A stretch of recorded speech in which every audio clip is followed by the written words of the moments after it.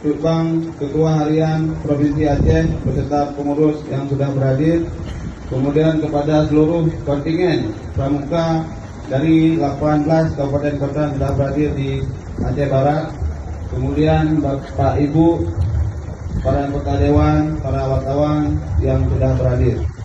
Izinkan kami yang pertama menyampaikan ribuan terima kasih untuk kita semua yang sudah berhadir. Izin juga melaporkan kepada Bang Bupati Aceh Barat dari 23 kabupaten kota yang seharusnya hadir di Aceh Barat, tapi yang berhadir cuma 18 kabupaten kota. Acara hari ini diawali dengan pawai bersama yang insya Allah akan dilepas secara langsung oleh Bang Bupati. Kemudian nanti dilanjutkan dengan acara buka puasa bersama disesuaikan oleh panitia, ada di pendopo dan ada juga di halaman Dinas Pendidikan Aceh Barat. Insya Allah. Kemudian tarawih bersama di Masjid Agung yang informasi kami dapatkan juga ada safari Ramadan dari Bapak Gubernur Aceh.